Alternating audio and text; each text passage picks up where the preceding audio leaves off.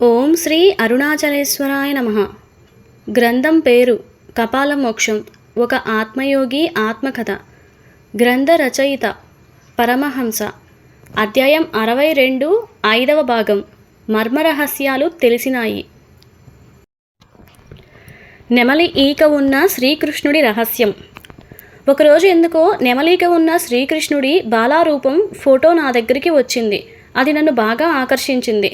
కానీ నాకు అర్థం కాని విషయం ఏంటంటే, నెమలి ఈకకి అలాగే శ్రీకృష్ణుడికి గల సంబంధం ఏమై ఉంటుందని నాకు చిన్న సందేహం వచ్చింది.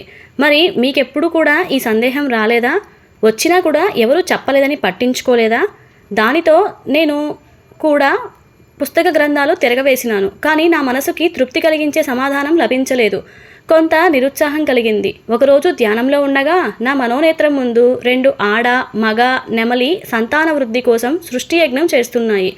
అందులో నాకు పెద్దగా ఆశ్చర్యం అనిపించలేదు. కానీ ఒక విషయం నన్ను బాగా ఆకర్షించింది. అది ఏమిటంటే, మగపక్షి స్ఖలనం చెందకుండా సంయోగం పూర్తి చేస్తుందని అర్థమయ్యేసరికి, మరి వీర్యస్ఖలనం చెందకుండా ఉంటే మరి ఆడపక్షి ఎలా గర్భవతి అవుతుందనే అనుమానం నాకు వచ్చేసరికి ధ్యానభంగమైంది. దానితో జంతువుల పుస్తకాలు చదవటం ఆరంభించాను. అందులో ఒక చోట ఈ ప్రపంచంలో వీర్యస్ఖలనం కాకుండా నెమళ్ళు మాత్రమే సంతాన ప్రాప్తి పొందుతాయని చెప్పడం జరిగింది. ఇది బాగానే ఉంది. మరి దీనికి శ్రీకృష్ణుడికి ఏం సంబంధం? 8 మంది భార్యలు, 16,000 మంది గోపికలు, రాధ ప్రియురాలు ఉండనే ఉన్నారు కదా. వెంటనే దీనికోసం మహాభారతం చదవటం మొదలు పెడితే, అందులో ఒక చోట ధర్మరాజుకి ఏదో క్రతువు కోసం జీవితకాల బ్రహ్మచారి అవసరమైతే వెంటనే ఆయన ఆజన్మ బ్రహ్మచారి అయిన భీష్ముడి దగ్గరికి వెళ్ళి వచ్చిన విషయం చెప్తే, దానికి ఆయన నవ్వుతూ, నాయన, నేను కేవలం స్త్రీతో శృంగారమైన సంబంధం లేకుండా నా జీవితకాలం అంతా బ్రహ్మచారిగానే గడిపాను. కానీ నాకు ఏదో ఒక సమయంలో నిద్రలో వీర్యస్ఖలనం అయి ఉండవచ్చు కదా. నేను మానవ మాతృణ్ణి. వీర్యస్ఖలనం అవుతూ ఉన్న వారిని బ్రహ్మచారి అనరాదని యోగశాస్త్ర వచనం. కాబట్టి నీ పూజకి నేను అర్హుడని కాను. అందువలన అస్ఖలిత బ్రహ్మచారి అయిన శ్రీకృష్ణ పరమాత్మ అందుకు అర్హుడు అనగానే వెంటనే ధర్మరాజుకి, తాత, ఆయన నిత్య శృంగార పురుషుడు కదా, మరి ఆయన అస్ఖలిత బ్రహ్మచారి ఎలా అవుతాడు అనగానే దానికి ఆయన, నాయన, శ్రీకృష్ణుడు తన భార్యలతో అలాగే తన ప్రియురాలితో సంభోగం జరిపినా ఎక్కడా కూడా వీర్యస్ఖలనం పొందలేదు. అంటే తన భాగస్వాములను సంతృప్తిపరుస్తూ తను మాత్రం తామరాకు మీద నీటిబొట్టులాగా ఎలాంటి ప్రభావానికి లోను కాకుండా ఉన్నాడు. అందువల్లనే ఆయన నిజమైన అస్ఖలిత బ్రహ్మచారి అని చెప్పినాడు. ఈ కారణం చేతనే ఈయనకి నెమలి పింఛం తలపై పెట్టడం జరిగింది. అర్థమైంది, బాగానే ఉంది. కానీ శ్రీకృష్ణుడు తనకు మగ సంతానం కోసం ఏకంగా మహాశివుడి కోసం 60,000 సంవత్సరాల పాటు తపస్సు చేసి సాంబుడు అనే కుమారుణ్ణి పొందినాడని తెలుస్తుంది. మరి ఈయనకు శివ అనుగ్రహం లేకుండా ఈయనకి స్వయంగా ఎందుకు సంతానం లేకపోయిందో ఆ సర్వేశ్వరునికే తెలియాలి. రుద్రాక్షల రహస్యం. మహాశివుడికి ఎందుకు రుద్రాక్షలు ఆభరణాలుగా పెట్టినారు అనే ధర్మ సందేహం నాకు ఒకరోజు వచ్చినది. అప్పుడు ఈ ప్రపంచంలో పుచ్చిపోయిన విత్తనాలు నీటి మీద తేలుతాయి. కానీ ఆరోగ్యంగా ఔషధ గుణాలు ఉన్న విత్తనాలు కూడా ఉన్నవి రుద్రాక్షలు అన్నమాట. నీటి మీద తేల్తాయి ఇవి. అలాగే తేలే ఏకలక్షణం ఉన్న విత్తనాలే రుద్రాక్షలు అన్నమాట. నీటిలో మునిగే వాటిని భద్రాక్షలు అంటారు. వీటి వలన ఎలాంటి ఉపయోగం ఉండదు. రుద్రాక్షలకి విద్యుత్ అయస్కాంత శక్తులు అలాగే జలసిద్ధి ఉండటం వలన ఈ విత్తనాలు లోకప్రసిద్ధి కావాలని మహాశివుడికి ఆభరణాలుగా చేసినారు. అలాగే ఈయనకి పాములను ఆభరణాలుగా నాగాభరణం చేయటంలో కూడా అర్థం ఉన్నది. అది ఏమిటంటే, ఈ ప్రపంచంలో శ్వాసక్రియను ఊపిరితిత్తులతో కాకుండా కేవలం గుండెకాయతో శ్వాసక్రియను జరిపే ఏకైక జీవి పాము మాత్రమే. ఎప్పుడైతే యోగి తన సాధనా శక్తి ఆజ్ఞాచక్రం స్థితికి వస్తుందో ఆ క్షణమే తన శ్వాసను ఊపిరితిత్తులతో కాకుండా గుండెతో తీసుకోవడం ఆరంభిస్తాడు. ఈ విషయం లోకానికి తెలియచేయడానికి శివుడికి నాగాభరణంగాను, విష్ణువుకి శేషతల్పముగాను, అమ్మవారికి శిరో ఆభరణంగాను పడగలాగా తల మీద పెట్టడం జరిగింది. వామ్మో వాయ్యో, దీనమ్మ జీవితం. ఇప్పుడు నాకు దైవాలు అంతా కూడా ఏదో కొత్త కోణంలో కనపడుతున్నారు. ఈ లెక్కన 36 కోట్ల దైవాలకి ఏదో ఒక ప్రత్యేక లక్షణాలు ఉన్న వాటిని అనుసంధానం చేసి మన మానసిక శారీరక ఆరోగ్యం వృద్ధిని పెంచిన మన పూర్వ మహర్షులకి చేతులెత్తి దండం పెట్టాలి. అంటే వీళ్ళంతా ఒక్కొక్క విటమిన్ ట్యాబ్లెట్ లాంటి వారన్నమాట. మనలో ఆక్సిజన్ శాతం తగ్గితే ఆవు మూత్రం కానీ గంగా నీళ్లు కానీ తాగితే సరిపోతుంది. ఎందుకంటే ఆవు మాత్రమే ఆక్సిజన్ పీల్చుకుని ఆక్సిజన్ను విడుదల చేస్తుంది. అలాగే గంగానదిలో పరిశుద్ధమైన హిమాలయాల నుంచి ఈ నదీ ప్రవాహం ఉండటం వలన వివిధ ఔషధ గుణాలు ఏర్పడుట వలన 21% ఆక్సిజన్ ఈ నీటిలో మాత్రమే ఉంటుంది. అందుకే కాబోలు చచ్చిపోయే ముందు గంగ నీటిని నోటిలో పోస్తే ఆ నీటిలో ఉన్న ఆక్సిజన్ వలన ఆ జీవుడు బ్రతికే అవకాశాలు ఉంటాయని చెప్పి ఉండాలి. వామ్మో వాయ్యో, ఇలా దైవానికి సంబంధించిన విషయాలు తెలిస్తే ఎవరైనా పూజలు చేస్తారా? ఇవన్నీ కూడా వాళ్ళకి మందు బిళ్ళల్లాగా, శ్రీచక్ర బిందువు, మందుగొట్టాల్లాగా శివలింగాలు, ఆయుర్వేద మొక్కల్లాగా వివిధ దైవ స్వరూపాలు కనపడతాయి. ఏమో ఎవరికి తెలుసు? లేదా ఈ విలువలు వారికి తెలియటం వలన, ఈ దైవ విగ్రహారాధన వల్ల వచ్చే లాభాల వలన తెలియటంతో మరింత శ్రద్ధగా పూజలు చేస్తారా? ఎవరికి తెలుసు? హనుమత్ కోతి రహస్యం. మనస్సు కోతి లాంటిది. ఇలా అస్థిర మనస్సుకి కారణం విభిన్న ఆలోచనలు, విభిన్న భావాలు, విభిన్న కర్మ ఫలితాలే కారణమవుతాయి. ఈ మూడు కూడా త్రికోణంగా ఉండే ఆజ్ఞాచక్రంలో ఉంటాయి. దీనికి బరువైన వస్తువు పెడితే ఈ త్రికోణం స్థిరంగా ఉంటుంది. తద్వారా మనస్సు స్థిరమవుతుంది. అంటే దీనికోసం పొడులలో బరువుగా ఉండే పొడి ఈ ప్రపంచంలో ఉన్న సింధూర పొడి మాత్రమే. దానిని ఆంజనేయ స్వామి ఒంటికి పూసే విధానం కథను చెప్పి మనం నిత్యం బొట్టు పెట్టుకునే విధానం ఏర్పాటు చేసినారు. దీనితో వారికి స్థిర మనస్సు ఏర్పడి ఆలోచనలు, భావాలు తగ్గి మనశ్శాంతి పొందటం జరుగుతుంది. దీనమ్మ జీవితం, నేను ఇన్నాళ్ళు దీనికోసమే హనుమాన్ చాలీసాతో పూజ చేసింది. విచిత్రం ఏమిటంటే మల్టీవిటమిన్ ట్యాబ్లెట్ కూడా ఉంది. అదే గాయత్రి మంత్రం. ఇందులో 24 మంత్రదేవతలు, 24 మంత్రగురువులు, 24 మంత్ర ఋషులు, 24 దైవిక శక్తులు, 24 దైవిక ముద్రలు, 24 అస్త్రాలు ఉన్నాయి. దీని ఆరాధన అనగా 12 నుంచి 21,600 దాకా నిత్యం మంత్రజపం చేస్తే 72,000 నాడులు శుద్ధవుతాయి. 13 యోగ చక్రాలు పరశుద్ధి అవుతాయి. మనిషి ఆరోగ్యంగా, దృఢంగా, నిశ్చలంగా, బుద్ధితో, మనస్సుతో, స్థిర ఆలోచనలతో ఇలా 24 దైవిక గుణాలు అలవడి బ్రహ్మత్వం పొందుతాడు. అందుకే కాబోలు ఈ మంత్రాన్ని ప్రతి దైవానికి నిత్య నైవేద్య మంత్రంగా అనుసంధానం చేసినారు. ఈ లెక్కన ఈ సృష్టిలో ఉన్న ప్రతి దానికి ఏదో ఒక ప్రత్యేక గుణం ఉన్నది. ఆ గుణాలను మన పూర్వ మహర్షులు తెలుసుకొని వాటిని ఒకదానితో ఒకటి అనుసంధానం చేసి వీటిని ప్రతినిత్యం మానవుడు అనుసంధానం పొందేటట్లుగా నమ్మకం కలిగించే విధానాలుగా కథనాలు అల్లి వారి చేత పూజలు చేయిస్తూ మానవుణ్ణి కాస్త మాధవుడిగా మార్చే ప్రయత్నంగా, అనగా విగ్రహారాధన నుంచి విశ్వారాధన దాకా, విగ్రహం నుంచి నిగ్రహం దాకా, ప్రాణశక్తి నుంచి విశ్వశక్తి దాకా మార్చే ప్రయత్నాలు చేసిన కర్మయోగులకి, భక్తి యోగులకి, జ్ఞానయోగులకి, ధ్యాన యోగులకి తప్పకుండా కృతజ్ఞతలు చెప్పాలి. శివుణ్ణే తీసుకోండి. ఒక యోగికి కావలసిన అవసరాలు ఏమిటో తెలుసుకొని, యోగ స్థితుల్లో వచ్చే మార్పులేమిటో తెలుసుకొని, యోగం వలన వచ్చే అనుభూతులేమిటో తెలుసుకొని, అనగా కర్మ, భక్తి, జ్ఞాన, ధ్యాన మార్గాలలో మన పూర్వీక యోగులు సాధనలు చేసి వారు పొందిన అనుభూతి విషయాలను ఒకరినొకరు అనుసంధానమై ఒక శివలింగం విగ్రహమూర్తిగా లోకానికి తెలియచేయడం అంత సామాన్యమైన విషయం కాదు కదా. బోడి మనకి ఒక విషయం అర్థం అవటానికి ఒక జీవితకాలం పడితే ఇలా వీరంతా ఆహారం లేకుండా, సరైన సౌకర్యాలు లేకుండా, అడవుల వెంట, అరణ్యాల వెంట తిరుగుతూ ప్రకృతిని అర్థం చేసుకుంటూ, నిద్రపోకుండా కఠినమైన సాధన చేస్తూ, ప్రకృతి భాషను డీకోడ్ చేస్తూ ఎన్నో మహత్తరమైన విషయాలను తెలుసుకొని లోకానికి తెలియచేస్తే మనం వాటిని ఎగతాళి చేసే స్థాయిలో ఉన్నాం. ఏనుగు తల ఉండటం, సింహం తల ఉండటం, గుర్రం తల ఉండటం, దైవాలుగా వీరిని పూజించడం ఏంటి అని అంటూ ఉంటారు. కానీ వీటి వెనక ఉన్న అర్థమేమిటో ఎవరికి తెలుసు? అడవుల్లో నరుడు ఒంటరిగా తిరిగితే ఏనుగు, సింహం వలన ప్రాణాపాయం కలుగుతుందని మానవ శరీరానికి సింహం తల పెట్టడం జరిగింది. పూర్వం ఇప్పుడున్న సౌకర్యాలు ఏమీ ఉండేవి కాదు కదా. అడవుల్లోని గుహల్లో, ఈ పరిసర ప్రాంతాల్లో ఎక్కువగా సింహాల సంచారం ఉన్నదని తెలియచేయడానికి ఆ గుహల సింహం తల, మనిషి శరీర బొమ్మలు చెక్కి జాగ్రత్తగా ఉండమని హెచ్చరించడం జరిగింది. అది కొన్ని నెలల తరువాత ఈ బొమ్మల్ని చూసి వీటిని నరసింహస్వామి అని పూజలు చేయడం ఆరంభించారు. కావాలంటే మీరే గమనించండి. అన్ని నరసింహస్వామి ఆలయాలు అన్నీ కూడా కొండలపైన, దట్టమైన అడవుల ప్రాంత పరిసరాల్లో ఉంటాయి. ఇలా చెప్పుకుంటూ పోతే ఎన్నో రహస్యాలను మన దైవతా విగ్రహాలలో నిక్షిప్తం చేసి వాటిని దైవ రహస్యాలుగా ఉంచడం జరిగింది. మన హిందూ దేవతలకి ఎందుకు జంతువుల తలలు ఉంటాయి? చాలామందికి మన హిందూ దేవతలకి తలలు మార్చి ఎందుకు ఉంటాయి అనగా గణపతి, హనుమంతుడు, నరసింహస్వామి, హయగ్రీవుడు, వారాహికి ఇలా దేవతలకి ఎందుకు జంతువుల తలలు ఉంటాయి అని సందేహం రావచ్చు. ఇదే సందేహాన్ని నన్ను ఒక సాధువు కాశీక్షేత్రం నందు ప్రశ్నించినప్పుడు అప్పుడు నాకు వచ్చిన జ్ఞానస్ఫురణ సమాధానంగా చెప్తున్నాను. దీనికి ఒక కారణం ఉన్నది.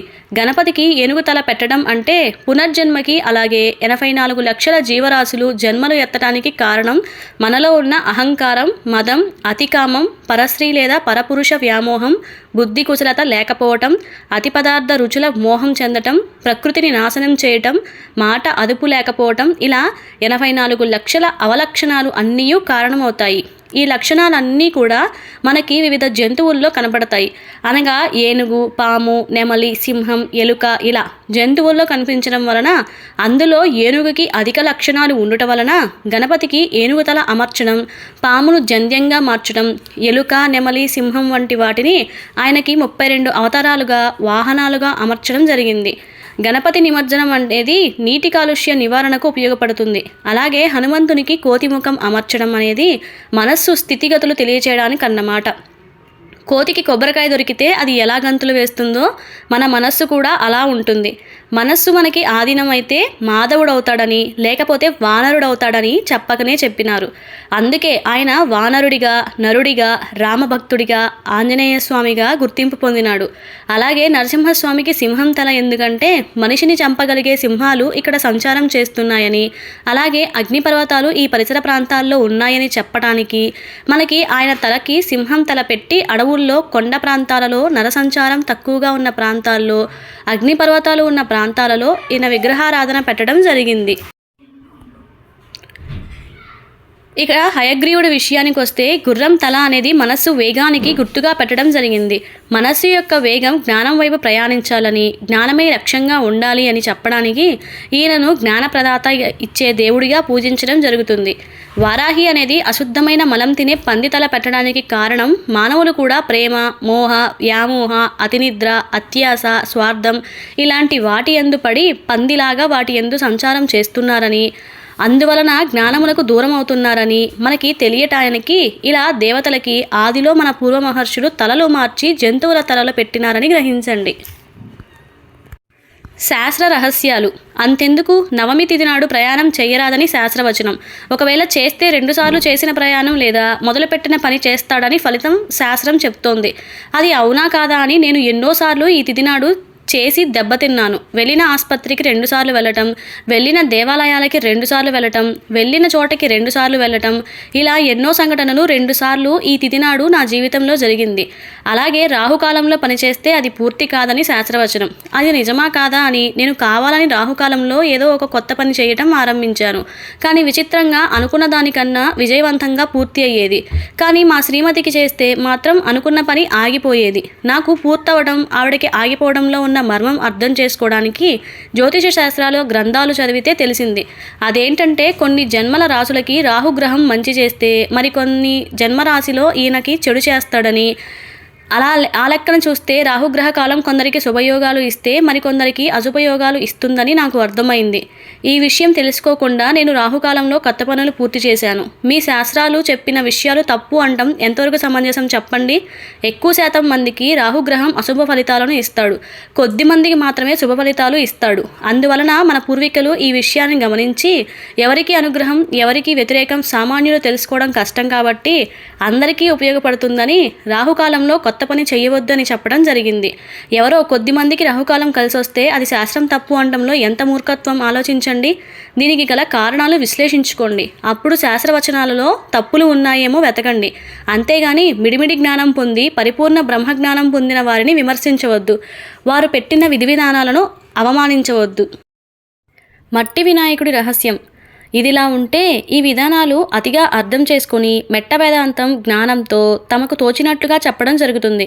వినాయక విగ్రహాలు నిమజ్జనం చెయ్యరాదని, వీటి వలన చెరువులు నాశనం అవుతున్నాయని చెప్తున్నారు. అసలు మన పూర్వీకులు ఏమని చెప్పినారు? ఒక అడుగు ఉన్న రంగులేని మట్టి వినాయక విగ్రహమును అనగా పూడిక తీసిన మట్టితో చేసిన మట్టి విగ్రహాలను 21 ఔషధ పత్రాలతో నిండుగా పూజించి వాటిని 3 లేదా 5 లేదా 7 లేదా 11 రోజుల తర్వాత నిమజ్జనం చేయమని చెప్తే అది వదిలేసి ఏకంగా 20 అడుగుల ప్లాస్టర్ ఆఫ్ ప్యారిస్తో చేసిన విగ్రహాలను, హానికరమైన రంగులు వాడిన విగ్రహాలు, పత్రి లేని విగ్రహాలు నీటిలో కలిపితే ఏమి లాభం? ఉన్న నీటి కాలుష్యం తగ్గకపోగా ఇంకా 10 పెరుగుతుంది. అదే మన పూర్వీకులు చెప్పిన విధానంతో చేస్తే విగ్రహం తక్కువ, పత్రి ఎక్కువ ఉండటం వలన ఈ మట్టికి కూడా ఔషధ గుణాలు చేరి ఎక్కడైతే నిమజ్జనం చేస్తారో ఆ నీటికి మట్టితో కూడిన ఔషధ గుణాలు చేరటం వలన నీటి కాలుష్యం 10 తగ్గిపోతుంది, ఆరోగ్యమైన నీరుగా మారుతుంది. ఈ నీరే తిరిగి మనకి వర్షం రూపంలో పడితే మనం పెంచుకునే మొక్కలకి ఔషధ గుణాలు చేరి మనం తినే ఆహారం, మన చుట్టూ పరిసరాలు కూడా ఆరోగ్యంగా ఉండి మనల్ని ఆరోగ్యవంతులను చేస్తాయి. కానీ ఈ విధానం ఎంతమంది చేస్తున్నారు చెప్పండి? అందరికీ తెలుసు. మరి చేసేవాళ్ళెవరు? ఈ మధ్య కొత్తగా మట్టి గణపతి విగ్రహాలను ఎవరికి వారే ఇంటిలో నిమజ్జనం చేయాలని ఒక విధానం వస్తోంది. ఇది కూడా తప్పుడు విధానమే. ప్లాస్టర్ ఆఫ్ ప్యారిస్ విగ్రహాలకి ఈ విధానం మంచిదే, కానీ మట్టి విగ్రహాలకి ఈ విధానం మంచిది కాదు. ఎందుకంటే చెరువులు శుద్ధి కావు. ఇవి శుద్ధి కాకపోతే శుద్ధి వర్షాలు పడవు. అదే మట్టి విగ్రహాలను సమీప చెరువుల్లో నిమజ్జనం చేస్తే ఆ చెరువులు శుద్ధి అవుతాయి. తద్వారా ఈ చెరువు శుద్ధి, నీరు మేఘాలుగా మారి సముద్రాలు శుద్ధి అవుతాయి. తేడా తెలుసుకోండి. మట్టి విగ్రహాలు ఇంటిలో నిమజ్జనం చేస్తే ఆ చెట్టు మాత్రమే ఆరోగ్యంగా పెరుగుతుంది. అదే దీనిని చెరువులో నిమజ్జనం చేస్తే ఊరు బాగుపడుతుంది, తద్వారా దేశమే బాగుపడుతుంది. ఆర్భాటాల కోసం మంది మార్బలం ముందు డబ్బు కోసమే యాంత్రిక పూజలు చేస్తున్నామే కానీ ఈ పూజల వలన మనకి, అలాగే మన చుట్టూ ఉన్న ప్రకృతికి మనం తెలియకుండానే ఎంత హాని చేస్తున్నామో గ్రహించండి. నేను పూజలు చేయొద్దని అనటం లేదు. చేసే పూజా విధానాలు మన పూర్వీకులు చెప్పిన విధానంగా చేస్తే కాస్త ఆరోగ్యంగా ఉంటుంది. అందులో ఉండే మనం ఆరోగ్యవంతులుగా ఉండటము జరుగుతుందని. దీపావళి టపాసుల రహస్యం. అంతెందుకు, ఈ మధ్య ఒక కొత్త నినాదం వచ్చింది. దీపావళి రోజున టపాసులు కాల్చరాదని, దీని వలన విపరీతమైన శబ్ద కాలుష్యం, హానికరమైన మందుల వలన ప్రకృతి హాని జరిగి రోగాల బారిన పడుతున్నామని, టపాసులు కాల్చవద్దని చెప్పడం జరిగింది. అసలు మన పూర్వీకులు చెప్పిందేంటి, వీళ్ళు చేస్తుందేంటి? నవంబర్, డిసెంబర్ నెలల్లో చిన్న చిన్న పురుగులు, దోమలు, ఈగలు, హానికరకమైన క్రిమి కీటకాలు తమ సంతానాభివృద్ధి పెంచుకునే సమయాలు. ఈ కాలంలో వీటిని అదుపు చేయకపోతే మనుషులకి, ఇతర జీవులకు రోగాలు వస్తాయని తెలుసుకొని అప్పుడు మతాబులు, చిచ్చుబుట్లు, అంతగా శబ్దం లేని టపాసులు, కాకర పువ్వొత్తులు ఇలాంటి వాటిని కాల్చమని చెప్పడం జరిగింది. వీటి వలన ఆయా హానికరమైన జీవులు చనిపోతాయి. అసలే టపాసులు కాల్చవద్దని చెప్తే మొదటికే మోసం వస్తుంది కదా. దోమలు, ఈగలు, క్రిమికీటకాలు పెరుగుతాయి కదా. వీటి కోసం ఎన్ని రకాల మందులు వాడినా, దోమల తెరలు వాడినా అంతగా ఉపయోగం ఉండదు కదా. గుడ్లు పెట్టకుండా చేస్తే సరిపోతుంది కానీ పెరిగిన వాటిని చంపడం అంత తేలికైన విషయం అయితే కాదు కదా. కాబట్టి టపాసులు కాల్చాలని, అది కూడా శబ్దం లేని టపాసులు, హానికరమైన వాసనలు రాని టపాసులు, ప్రకృతి పదార్థాలతో చేసిన టపాసులు, రసాయనాలు లేని టపాసులు కొద్దిపాటి పరిమాణంలో కాల్చండి. అంతేగాని అసలు కాల్చకపోయినా ప్రమాదమే. అదే రసాయనాల శబ్ద టపాసులు అతిగా కాల్చినా ప్రమాదమే. ఈ తేడాను గమనించండి, అంతా మీకే అర్థమవుతుంది. మన పూర్వీకులు పెట్టిన ప్రతిదానికి ఒక అర్థం, పరమార్థం ఉన్నాయని తెలుసుకోండి. మూలార్థం, అది వాళ్ళు గ్రహించిన సత్యాలని గ్రహించండి. ప్రస్తుతం నేను ఈ ప్రకృతి యొక్క మూల రహస్యాలు తెలుసుకునే స్థితిలో ఉండడం జరుగుతోందని నాకు అర్థమైంది. ఇలా నేను తెలుసుకున్న విషయాలు రాయాలంటే 36 కోట్ల పేజీల పుస్తకం అవుతుంది. ఎందుకంటే మనకి అన్నీ కూడా రహస్యాలను మన పూర్వీకులు తెలుసుకొని నిక్షిప్తం చేసినారు. అంటే మన వాళ్ళ కష్టం గురించి ఆలోచించండి. ఈ పుస్తకం రాయడానికి నాకు అభ్యంతరం లేదు. చదివి అర్థం చేసుకునేవారు ఎవరుంటారో చెప్పండి. విగ్రహ రూపాలలో నిక్షిప్తం చేసినా మనం చేయటం లేదు. పుస్తకం చదివి చేస్తారా? చేయలేరు. చదివితే నిద్రొస్తుంది. నిద్రొస్తే మర్చిపోవడం సహజం. మన శరీర రహస్యాలు. అంతెందుకు, మన జుట్టులో ఎన్ని వెంట్రుకలు ఉంటాయో మీకు తెలుసా? అలాగే మన శరీరం మీద ఎన్ని రోమాలు ఉంటాయో మీకు తెలుసా? ఇప్పుడున్న శాస్త్రవేత్తలకి తెలుసో తెలియదో కానీ ఖచ్చితంగా మీకు తెలియదని నాకు తెలుసు. మొన్నటిదాకా నాకు కూడా తెలియదు. మన పూర్వీక బ్రహ్మజ్ఞానులకి అన్ని వివరాలు కూడా తెలుసు. మనిషి పుట్టుక, అంతం కూడా తెలుసు. వారికి తెలియని విషయం కానీ, మర్మరహస్యం కానీ ఈ ప్రకృతిలో లేదంటే అతిశయోక్తి లేదు. మీరు మరీ చెప్తున్నారు, ఎక్కడైనా వెంట్రుకలు, రోమాలు లెక్కించడం కుదురుతుందంటారా అని అంటారా? అయితే ఒకసారి గరుడ పురాణం చదవండి. అందులో మన బతుకంతా రాసిపెట్టి ఉంటుంది. మనం పుట్టడానికి కారణాలు, దోషాలు, శాపాలు, పాపాలు, రోగాలు, వ్యాధులు, మరణం తర్వాత వచ్చే స్థితిగతులు, వాటికి నరక శిక్షలు అన్నీ కూడా పూసగొచ్చినట్లుగా చెప్పడం జరిగింది. నేను ఎప్పుడైతే కాలచక్ర స్థితిలో నరకలోకం అదే 2 నల్ల కుక్కల ఒక ద్వారం వద్ద నిలబడి భీకరంగా అరుస్తూ ఉన్నట్లుగా అనుభవం అయిందని చెప్పాను కదా, గుర్తుకు వచ్చిందా? అదియే నరకలోక ప్రవేశ ద్వారం. నేనైతే ఇందులో లోపలికి ప్రవేశించినా లేదు, కానీ పూర్వీకులు వెళ్ళిన వారి అనుభవాల సారమే ఈ గరుడ పురాణం అని, ఇది అక్షర సత్యమని నాకు అర్థమైంది. ఇందులో మనకి 7 లక్షల తల వెంట్రుకలు ఉంటాయని, 3.5 కోట్ల రోమాలు ఉంటాయని ఖచ్చితంగా లెక్కలు చెప్పడం జరిగింది. మన మాంసం, రక్తం, వీర్యం, కొవ్వు, ఎముకలు ఇలా అన్ని పరిమాణ వివరాలు కూడా చెప్పడం జరిగింది. మనం ఏ పాపాలు చేస్తే ఏ రోగాలు, వ్యాధులు వస్తాయో చెప్పడం జరిగింది. ఇది చదివిన తర్వాతనే నాకు షుగర్ వ్యాధి రావడానికి గల కారణం ఏంటో తెలిసింది. గత జన్మలలో తమ్ముడి భార్యతో సహా మైథునం అదే సంభోగం చేస్తే ఈ వ్యాధి వస్తుంది కదా, అది నా విషయంలో నిజమే కదా. ఇంకా అర్థం కాలేదా? నా సూక్ష్మ శరీర అంశ ఎవరిది? వేదవ్యాసుడు. ఇదే కదా మరి. ఈయన తన తల్లి కోరిక మేరకు సంతాన అభివృద్ధి కోసం తమ్ముడి భార్యతో సంభోగం చేసి ధృతరాష్ట్రుడు, పాండురాజు, విదురుడిని పుట్టించారు కదా. ఆ పాపం కాస్త ఉండిపోయింది. అందుకే ఈ పాప పరిహారార్థం నాకు ఈ జన్మలో షుగర్ వ్యాధి వచ్చిందని అర్థమైంది. నాకు జన్మాంతర జ్ఞానం వలన ఎక్కడా కూడా నేను ఏ గత జన్మలో నా తమ్ముడి భార్యతో సంభోగం చెయ్యలేదని తెలిసింది. ఒక్క వేదవ్యాసుడి జన్మలో తప్ప. నా ఆది మానవ జన్మ ఈయన అంశ అని చెప్పడానికి ఇది కూడా ఒక కారణం అయ్యింది. కానీ మన పూర్వీకులు ఇలా ఇచ్చిన జ్ఞానం మన ఈ మధ్యలో వచ్చిన కొంతమంది మిడిమిడి జ్ఞానంతో అర్థం చేసుకుని తమకి తోచిన విధంగా భావాలతో, ఆలోచనలతో రచనలు చేసి జ్ఞానకాండను కాస్త తమ స్వార్థ అవసరాల కోసం కర్మకాండగా మార్చి రాసినారు. పూర్వం ఎవరికి వారే స్వయంగా ఆత్మ పిండ ప్రధాన కర్మ విధి విధానం కావాలని కొంతమందికి చెప్తే స్వార్థపరులు దీనిని కాస్త దశదిన కర్మ ప్రధాన పేరుతో జనాల నుంచి లక్షల దాకా దశదిన కర్మల పేరుతో దశ దానాలతో చచ్చిపోయిన వారి మీద వ్యాపారాలు చేసే కర్మకాండ దుస్థితికి నాంది చేసినారు. యథార్థ జ్ఞానమును పదార్థ జ్ఞానంగా మార్చి వారి అభిమతం కాస్త మతాలుగా, ఆచారాలు, వ్యవహారాలు, కర్మలుగా మార్చి కర్మకాండను చేయటంలో జయం పొందినారు.